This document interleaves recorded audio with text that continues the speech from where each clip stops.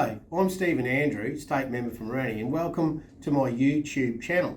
Here you can keep up to date with what I'm saying in Parliament and what's happening around in my electorate. But before we jump into the video, don't forget to subscribe and to check out my other socials linked in the description below. And thank you for joining us.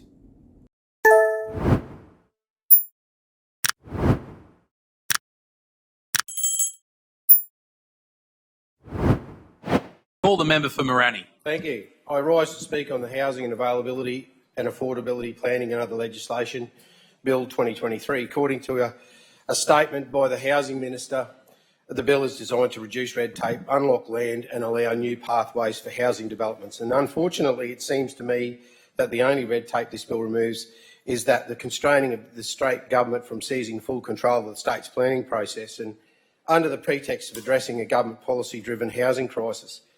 Before I discuss the bill's changes, I would like to make some comment on the context surrounding the bill. As the then Deputy Premier said at the time, the bill was also being introduced in response to key planning reforms agreed to by all state governments at the National Cabinet level in August 2023. This commitment included the enactment of Federal Labor National Planning Reform Blueprint. The Blueprint's reform platform includes updating state, regional and local planning schemes to promote high-density housing close to existing public transport connections, amenities and employment and streaming developments approval pathways. And this context was acknowledged by the Deputy Premier when he said in his introductory speech that the bill would enable the government to get our fair share of the new federal funding, which is directly dependent on these types of planning reforms.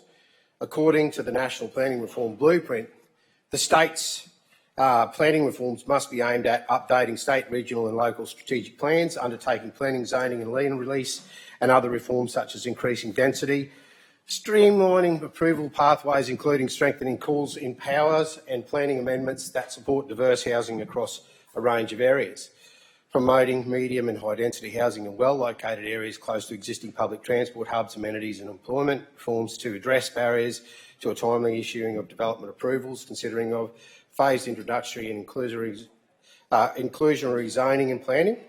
And turning to the bill now, clauses 4, 39 and 43 of the bill significantly expand the state's powers for acquiring privately held landholding, include by compulsory acquisition and creating easements to facilitate high density development. While local governments currently have the same powers under Section 263 of the Planning Act to take or purchase land for planning purposes, it is a power that has seldom been used. It is critical that the power to acquire land by state for development purposes must be fairly balanced with protecting property rights. The bill removes this balance. Moreover, the state's new power for acquisition will allow the state to confer beneficial rights to a third party or give measurable benefits to a third party. As one submitter pointed out, the proposed changes in the legislation create a nexus whereby a landholder is effectively subject to a pincer movement by both private and government interests working in unison to force a landholder into submission. Clause 106D of the bill creates a new alternative development approval pathway called State Facilitated Application, and this gives the Minister a reserve power to declare a state facilitated application, provided it relates to an unurban purpose and it has been determined a priority for the state. Designate state facilitated applications will be assessed by the Minister through a streamlined assessment process. In assessing the applications, the Minister may consider a planning scheme, but then again, he may not, or she may not. Ultimately, however, normal assessment rules requiring a referral and public notification process, as well as Code of Impact Assessments, will not apply for developments deemed a state-facilitated development.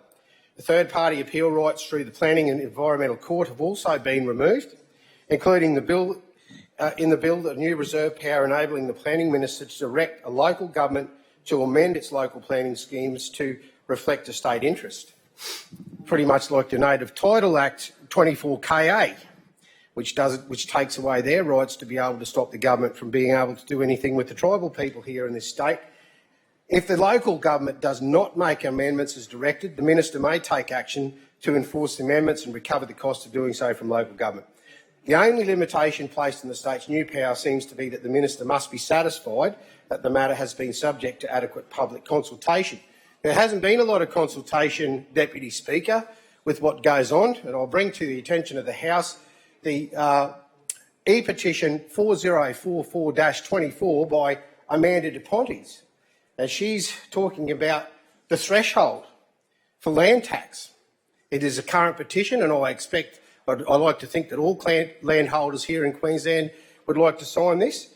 There hasn't been any adjustment to the threshold for 16 years. If this government was serious about looking at making sure that there was housing affordability, that threshold would have been adjusted.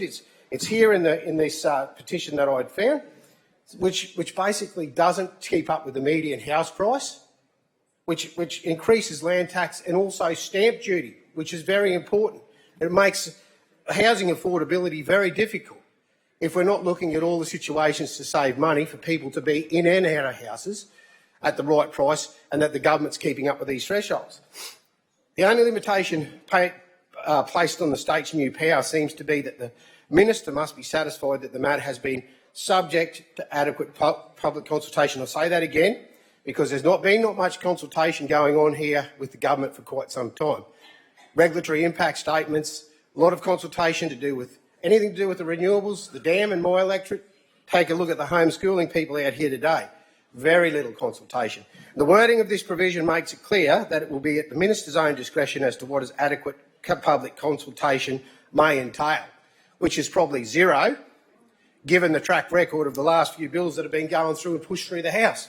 This new power will allow the state government to circumvent local planning instruments, prepare with and for local communities. And all this is completely contrary to the principle of transparent, democratic and best practice decision-making. It will, moreover, seriously undermine the ability of local governments, individual property owners and the community to decide what level of high-density development they are willing or able to accommodate. It's something that is bound to seriously erode public trust in the state's planning system. As the Planning Institute of Australia, PIA, submission points out, in simple terms, if the state is able to disregard local planning instruments, the community may question why resources are put into making local planning instruments at all, including community engagement, when the state can declare that particular applications are not bound by this process. Through the bill's changes, the government is abrogating for itself an automatic right to develop any unbuilt or infill land and to permit changes of use on already developed sites. Powers that will no doubt be used to increase the density and the height of developments without our suburbs and facilitate the demolition of current buildings to make way for much higher density developments. And this is a policy the government is already pursuing, along with its incentives for high density living through build-to-rent public-private partnerships with foreign-owned investment trusts. In Britain, a similar overhaul of the country's planning laws allowed developers to convert commercial offices to homes without going through a proper approval process. Between 2016 and 19, an estimated 70% of the UK's housing were one-bedroom apartments or studios, and 60,000 new homes were created from converting office spaces at the clear expense of people's living standards. Some are as small as 16 square metres or 172 square feet. In some cases, apartments were built that didn't even have windows. For low-income residents with a few options, such as housing, became known for its poor quality, with developers rightly accused of human warehousing. And, Mr Deputy Speaker, the bill before the House should be called the Smart Cities Bill or the Smart Housings Bill, because that's what the changes are really aimed at achieving, I believe. In New South Wales, the state government has been much more upfront about its implementation of the National Planning Blueprint Reform Agreement. A summary of planning changes being introduced there include, number one, a maximum building height of 6 storeys, number two, a maximum lot size of width, new design criteria for mid-rise apartment buildings, including building separations, setbacks, vehicle access, parking spaces, visual privacy, and open space areas, mandatory affordable housing contributions, and developers to access an accelerated approval process if the development adopts the endorsed pattern book designs for buildings. I think we could take it as a given that the same measures will be adopted here in Queensland. In Queensland's case, however, they have elected, as usual, for these measures only to become known once after the bill's broad regulatory powers are engaged, after this primary legislation has passed. Deputy Speaker, the bill's new states facilitated development pathway overrides local government and democratic will of our communities. It will also have a major impact on individual property rights. That alone should have driven home the need for comprehensive regulatory impact statements to have been carried out. As usual, it hasn't been done. How surprising. This is ongoing refusal to conduct a RIS on important and consequential new bills is totally unacceptable and undemocratic. Hello everyone, I'm Stephen Andrew, the State Member for Moranee. Thanks for watching, and don't forget to like, subscribe and turn on notifications to stay up to date with my latest videos. And also make sure to check out my other socials and my website links. They will be available in the description below. Thank you for joining us.